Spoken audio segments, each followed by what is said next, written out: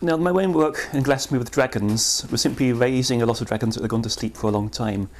My feeling about Glastonbury was originally Atlantean in its energy. In Atlantis there was a number of different temples, and Glastonbury would be where the Temple of the Sun was. So there's a strong interconnection of ley lines there, which connect with other temples, and so the energies there are very strong in the earth. In Atlantis, these energies would have a sacred guardians, those are the dragons. Because that energy hasn't been respected for so many years, they've gone to sleep, and then energy can get contaminated and can be corrupted.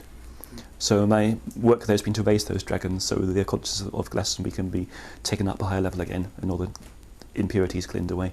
It's the central point. The main significance of the Glastonbury tour is that it is the main centre point which all the ley lines cross. It's the centre, the highest hill in that area. But also, many believe it to be an Atlantean pyramid that may have actually been built artificially at one point. And so the energy is very strong. It's like the centre of the ley lines of the whole area. But it was particularly seen as a feminine energy, though. But it's goddess energy in the area. Now, what's important about all the Atlantean pyramids, there would have been focal points which hold the energy of a particular temple. As I said, Glastonbury would be in the Sun Temple. That's the easiest one for people to begin with, simply because it's the main place in Atlantis that directs the rational mind. That's something we might take for granted now, but in Atlantis it's only the Temple of the Sun who had a rational mind. And so the other temples might be well out of our reach if we learn to function so much with the rational mind. So it's almost like that's our doorway in. It's a doorway into all the mysteries of Atlantis. The tour is basically the pyramid. It might not be like a perfect pyramid shape now, but still being like a tall cone-like structure, it still holds a lot of the energy. Now, there are underground labyrinths under the tour. I mean, it is obvious it is hollow. There are manholes now where you can actually sense there's something, there's ways in. It is believed there are people who still use it who have the key to it. So it is well known that there are underground labyrinths there. Now, I would believe this would have been set in the pyramids of Atlantis. That's where it would have been built, and it may have fallen into ruin by now, but certainly those labyrinths are still there. Now, the labyrinth, same way with the kind of Cretan labyrinth, is itself a sacred symbol that when you walk around it in the right way, it unlocks certain codes within the brain. The very movements, the kind of different turns it has, will actually be unlocking certain codes just by walking in the right direction around it. When you walk around the kind of maze on top of the tour, you can see there's a similar structure there. Well, in Atlantis, all crystals were used a lot in all the temples. They would have been at every single temple at all different cross points of ley lines, because they were the main kind of almost transmuters of energy that was passed down ley lines. Ley lines were kind of information channels, messages were passed down them. And the crystals were like the devices through which those were sent. So each temple did have its crystals. So that crystal is going to store all the messages that ever went through that temple. Now, you can access that from a chalice well. Just by knowing the symbol of the Temple of the Stars, which is the one that unlocks it, each crystal had a certain symbol to unlock it. If you can visualise the symbol in the well itself, you begin to see. Now, the water in the chalice well comes a long distance, because it's been found that when people put something in the water in Russia, it'll appear in the chalice well sooner or later. It's like the underground water channels go all over the world, so it goes very deep. So it's impossible to follow it exactly, but it certainly goes a long way. Now, the reality behind Jerusalem with the staff, which is where the Holy Thorn grew from, is very simple when you look at it in pagan terms, because a lot of the pagan wizards would carry tree spirits with them. When you cut a staff from a tree, you take it as a living thing rather than a dead thing. The tree spirit subdivides, put a spirit into a branch you take with you. Now, that branch is still alive, therefore if you plant it, it will grow into a new tree. I have many of those staffs in my own home. I use them all the time. And if I plant one of these, it'll grow into a tree.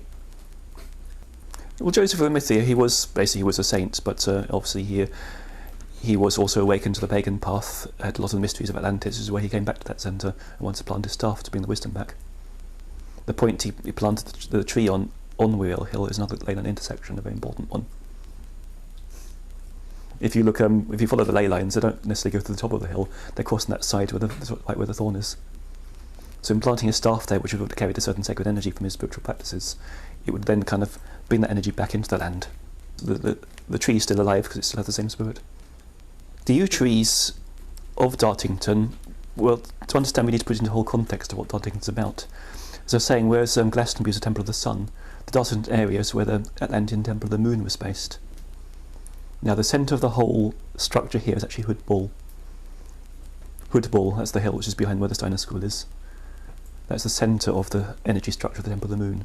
If you look at the map, you'll see there's a central hill with a ring of 6 hills around it, a very sacred structure here. These would have also been Atlantean pyramids. Now, just as Glastonbury had its sacred trees just a little way away from the Tor, the Temple of the Moon also had its sacred trees, but these would have been you, being more feminine.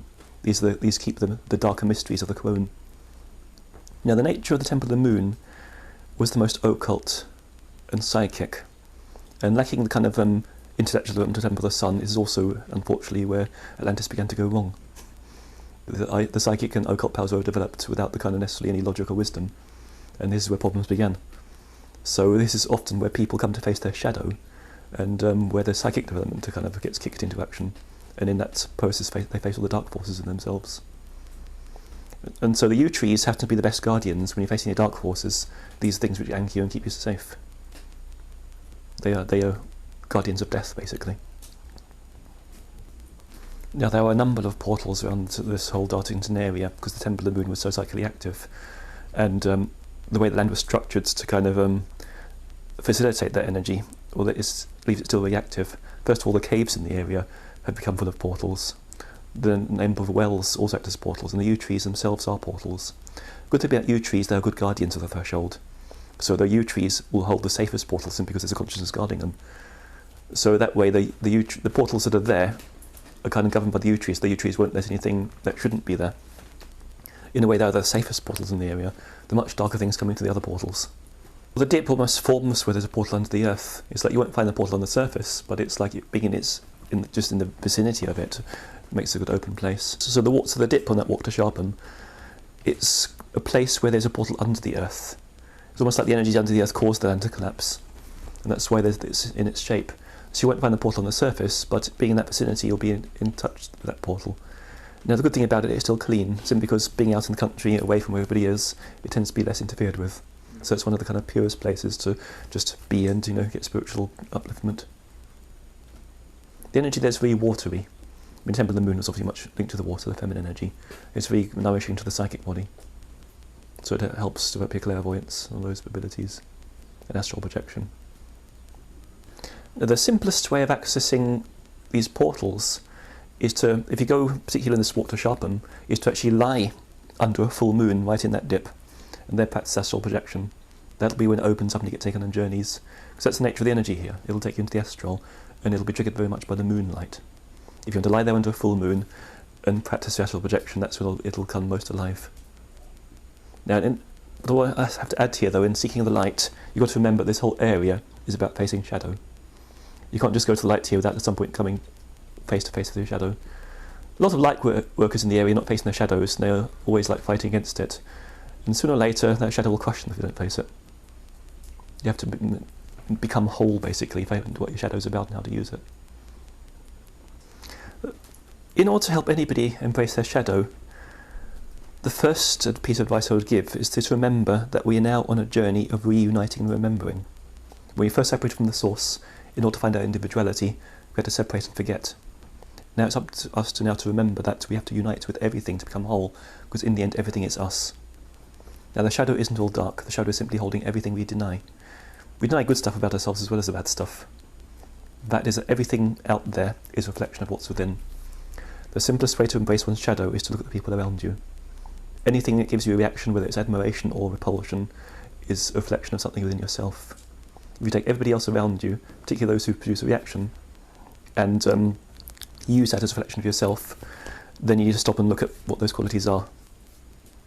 The next thing to do is engage the imagination, is what the Temple of the Moon is all about. Once you know what your shadow might be like, meet it in a meditation, personify it. Maybe even take the form of a mixture of these people that you can relate to, and this will be a shadow, you can talk to it. And what I suggest to you then is embrace it, make friends with it, form an alliance with it. All trees act as portals. Every tree has a potential to act as a portal, simply because trees themselves live between the worlds. I mean, between here and the astral plane, but also parallel worlds like the fairy realm. You find if you go into the fairy realm, the trees are the same, even if everything else is different. The trees exist in both worlds. The first thing to remember about Dartington is that it is a place of occult power. And you may find that if you're trying to save, say, the college or whatever on the grounds, on a material level you're powerless. We just haven't got enough money here for whatever companies come in and too big. Our only way of acting is through magic, and this is what people are here to learn. A lot of people just don't trust that. They think, that their spells, the meditations are not going to do anything. Well, you've got to question then, why are you in this in the first place if you don't think it's going to work? Why develop psychic powers if you don't think you can change the world? It's time, as you embrace shadow and embrace your power, is to actually use those things.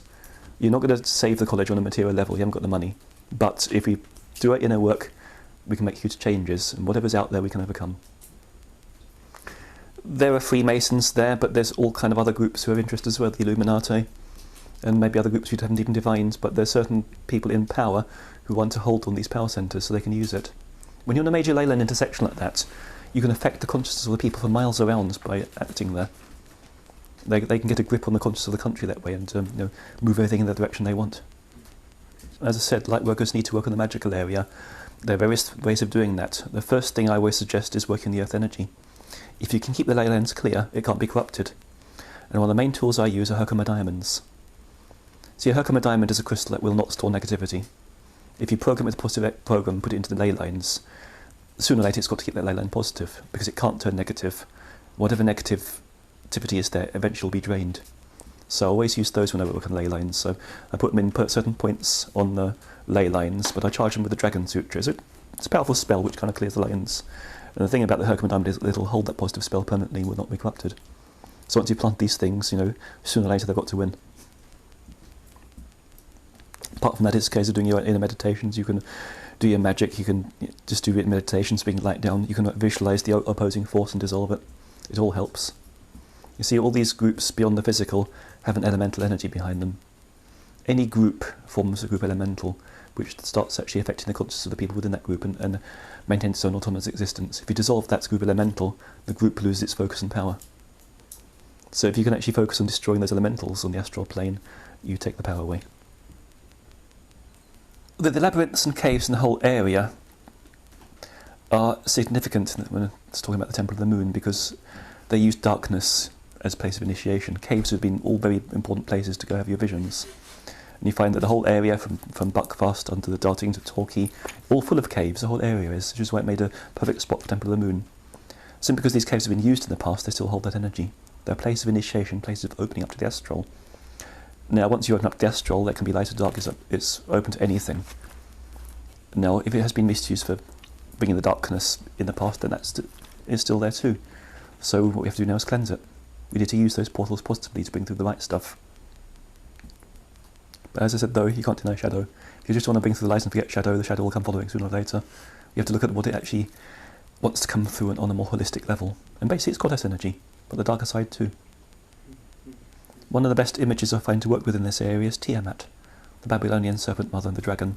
She's often seen as dark and being cast out, but this is simply a symbol of how the goddess has been shut out by masculine society. It's often judged as being dark and dangerous, but yes, those are the forces that are unconscious we need to embrace now and direct with wisdom. So the best way to work with these caves is to welcome Tiamat back and direct her positively. Return the goddess, basically. Return love and imagination, feeling, wisdom, dreams. You may find the biggest problem when it comes down to it is people lose their dreams. A lot of people are hopeless, don't know where they're going, because dreams have been lost. Dreaming is where the power begins in this area. If people can bring back the dream energy, by bringing the energy of Tiamat to the dream as the astral, and restore their dreams, they can create anything with those dreams. The deer was an ancient Celtic symbol, but also linked to the fairy realm, that the white hart in particular was seen as being a guardian from the fairy realm, one of the forms which the fairy queen comes. And so she was the one who guided people on the path across the threshold to enter the sacred places. So it is a symbol, basically, of the fairy path, which is very much linked to the goddess energy. The reason you often see it chained is the same reason why you see dragons chained on churches. The Christian church came in and tried to bind the life force and control it, didn't let it be free anymore. So yes, there is still a very strong of the fairy energy within the whole of the Dartmoor area, yet Christianity has tried its best to bind that, and we can set it free. Each person has set it free within themselves first. It's the sum of all of our energies in a way. Our consciousness is all linked to this. A lot of us come here because we have a link to energy and want to be free. It's all linked. And so a lot of people who come to this area have a similar karma, and part of what we're seeking here is freedom. Now this year is very significant. This is a year of freedom, where freedom issues are going to be challenged, and it's up to us now to make that freedom happen. It's all servicing, so the battle is on. A genie is basically a spirit from a parallel world. They're most talked about obviously in Islam, in the mythology. They see that this world being surrounded by this other kind of world full of genies and unicorns and all kinds of magical beings. Now really, the world is surrounded by anything you can imagine. So it's very useful to actually imagine a world that's more positive, because that's what you're going to bring in. But genies themselves are not good or bad, just like people. They can turn either way, they can be indifferent. And quite often they're judged according to the religious conditioning of the time. Like there's a long story that Muhammad actually taught Islam to the genies as well as to people. And so the genies which became Islamic was considered to be good, the rest were considered to be diabolical. They weren't necessarily evil, they simply weren't Muslim. And there are many different kinds of genies. You had a lot of Egyptian genies who still follow ancient Egyptian religions, because the genies have interacted with people and become guides. It's often genies which protected pyramids and maintained the curses there. That's what we call the ifrits, the more dangerous, vengeful kind of jinns. They're the aggressive ones. There are many classes of jinn. They have their own way of doing things. Some are indifferent and very strong-willed, and the ifrits are known to be very strong-willed, for instance. They can be very aggressive, therefore also the hardest to control. Only more experienced magicians will actually conjure jinns and work with them, because if they don't want to be conjured, they'll get very vengeful towards you. Of course, the safer ones to work with are the Islamic ones. They've already taken on Islamic law, therefore will do good, and provided you actually obeying Islamic law yourself. So obviously these are the ones that the Islamic magicians will work with them very safely. Again, these ones which the Egyptian magicians worked with, they would follow various deities from ancient Egypt, and they're still bound to those particular rules. Often they're still found in Egypt. They're the ones guarding pyramids and things. You go and find some of these ancient chambers. The reason why there's a big curse unleashed is because there's a jinn guarding that. Normally they're invisible, but obviously it depends on your level of clairvoyance and whether the jinn wants to make itself known to you. A lot of people who weren't previously clairvoyants might suddenly open up and see the jinn when it's making its presence known. More or less human, but tend to be large with black skin. See, the astral plane contains more than the physical plane. All potential exists there. Everything that exists in a state of probability actualises, and not everything that forms there will happen physically. So there were spirits of insects, there are spirits of many things which won't actually quite happen here. So the astral plane is full of all kinds of things. Insects are very primitive, simple. So it's like some of the more primitive entities take insect form. They can be like parasites which feed off your energy. Now, all chakras have portals. That's what chakras are. Every single chakra is a portal between us and a higher dimension, through which our system is nourished by spiritual energies, and therefore give us particular abilities. The throat chakra is where communication comes from, expression. It's linked to the dream world, because without dreams you wouldn't have individuality, and therefore wouldn't have creative expression. So that it is a portal to the realm from which our true will exists. It's a portal to the truer self. Are just very messy on the astral energy, because the way they practice, they're not pure in their own practices, they're being through all kinds of psychic contamination. To be around them is to pick up that contamination, whether they attack you or not. But as such a person who's kind of emotionally unbalanced themselves, they can find any reason to curse you if you upset them. So once they start cursing you, well, the reason it becomes an awakening is because you must realise this too is an aspect of your shadow.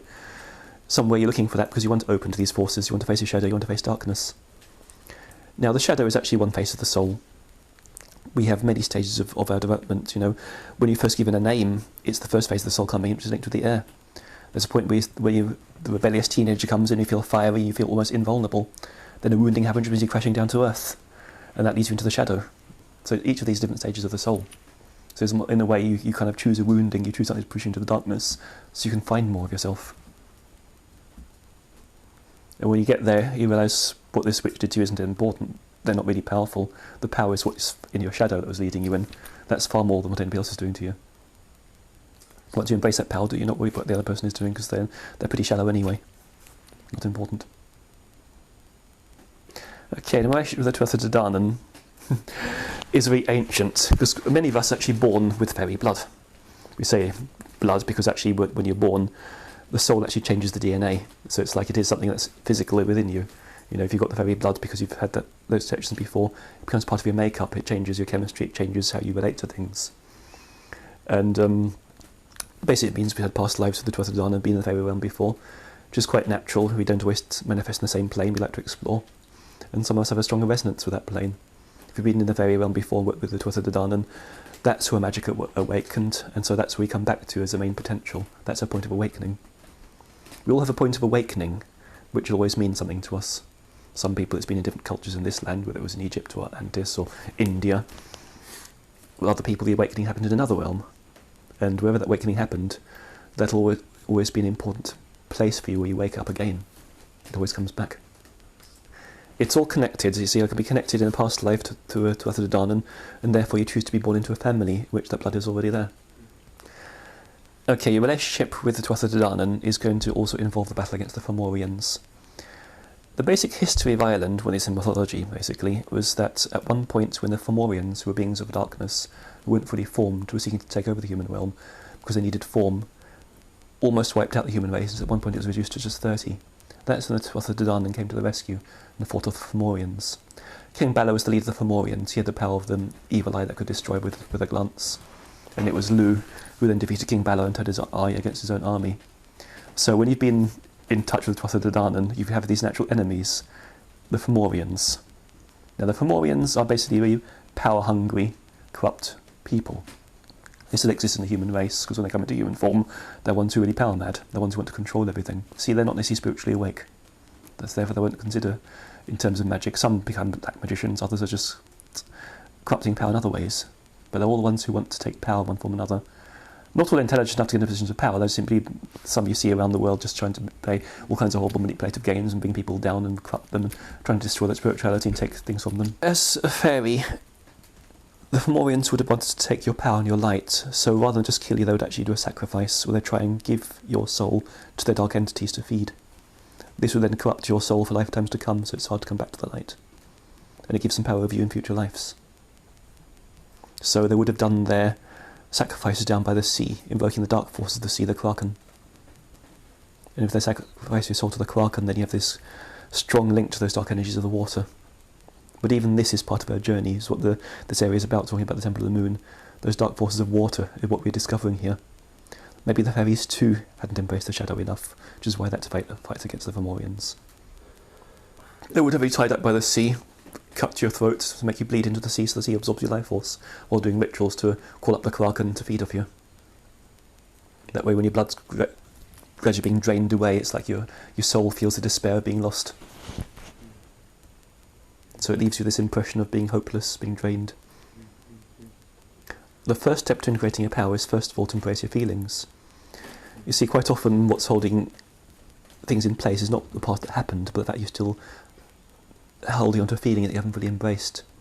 If this experience leaves this feeling of being powerless and drained, okay, that's a feeling. If you embrace that feeling, welcome it, you can then let it go, it's no longer there. When you no longer feel powerless, you're no longer powerless, because it's all down to belief. So the first step is to embrace your own feelings, which is part of embracing the shadow. Embrace your darker feelings. You may feel the despair, the fear, the powerlessness, the hate, all those things. Once you've felt them, they pass. And then you can come back to who you really are, and you simply make a decision that you'll reclaim your power. Quite often you've simply forgotten it. If you embrace the darkness, you find the light is there and there with it. It's important actually to realise there's power in your emotions. It's your power. The first thing is not to be afraid of judgment. When you have self-esteem, you don't need other people's approval. When you're seeking other people's approval, you keep giving your power away. If other people don't understand, it's their problem.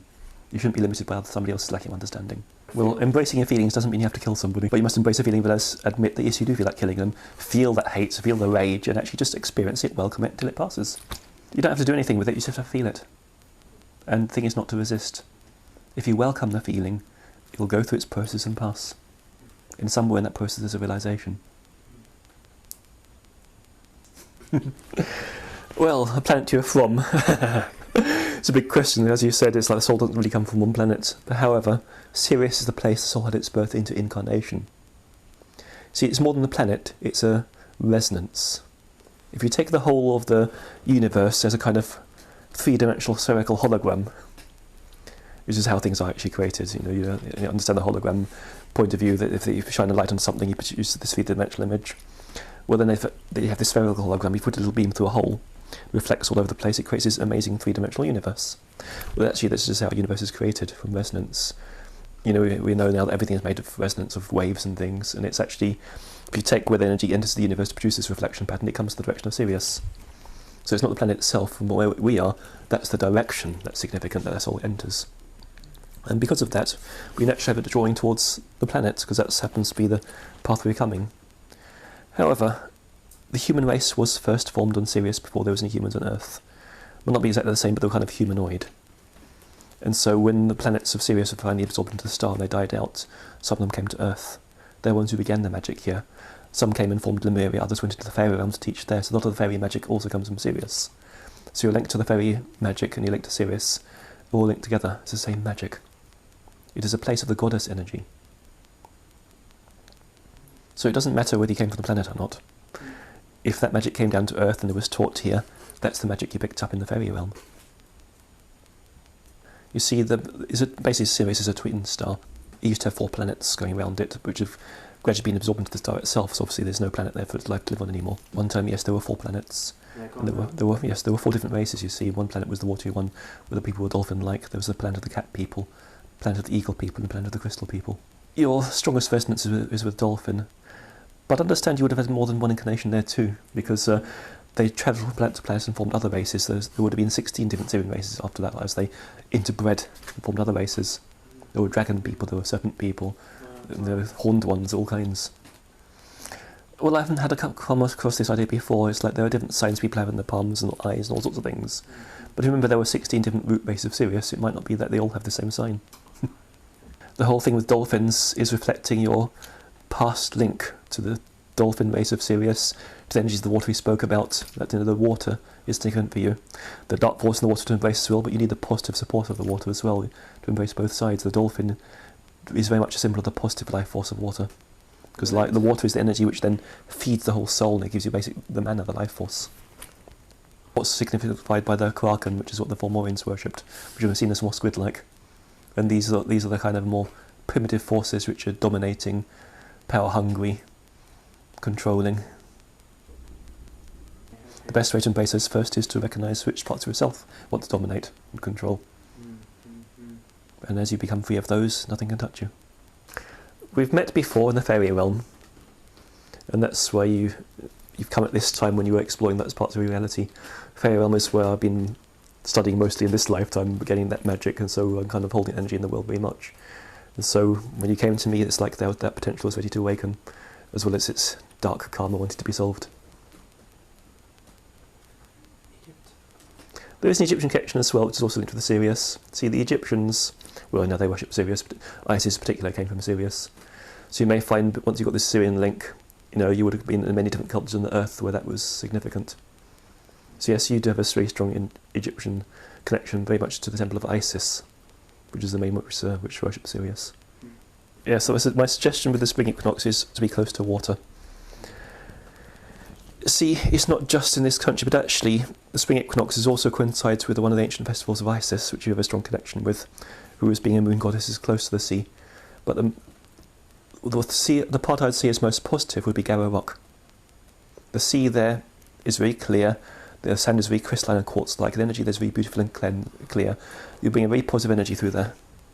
Some of the beaches you go to, there's a lot more of the darkness eminent, but it's like Garrow Rock, the energy is really pure. There'd be great time to bring Isis energy in. Past Kingsbridge. Okay, now 2012 is what I'd call a bifurcation point. Now, bifurcation is a topic that comes up a lot when you talk about evolution. It means a point where reality splits 2 ways, and you can go either way.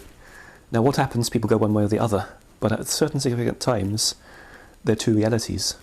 This happened before in Atlantis. It's happened more than once. Each Atlantean civilization has been like a testing point where you go one way or the other.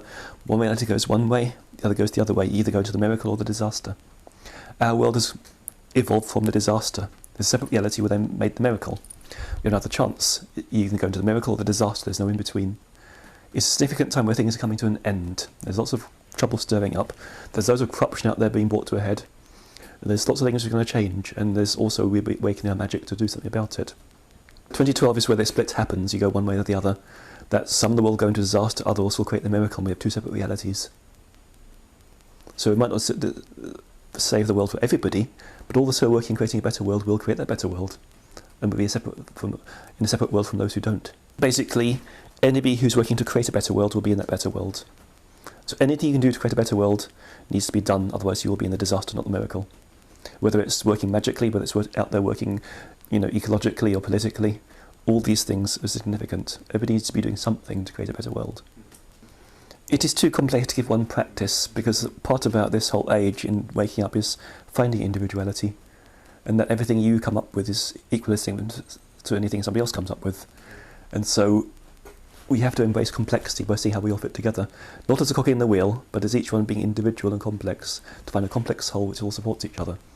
Fantastic. So whatever anybody comes up with to improve the world is right for them. Some of us do it physically, some do it magically. Whatever your potential lies, wherever your knowledge lies, whatever you become aware of. Yeah. Myself, I like working magically and aware of certain elemental energies in the world that we have to break down. We spoke about this when we were talking about the elementals and Dartington and the corruption. Well, I like to look at these corrupt energies in the world and destroy them all, and that kind of dissipates their power. And in that way, it kind of brings things more knowledge to the surface. Even looking at now how a lot of the corruption or the medical corruption is surfacing and there's controls coming into them, that's great because lately we've been working on destroying the elemental of corruption. It's all working. Well, we've got to stop that from happening, and we can do it in many ways. First of all, people have to rebel more. The reason this codex has been successful so far because very few people knew about them. Now at surfing, people have to actually rebel here. They've got to, everybody needs to write to Parliament and say, we want to do something about this. We don't want to be controlled this way. Something has to be about this corruption. People also need to work in the inner worlds of the magic, and they have to decide, look, well, why am I letting this in? Let's change this reality.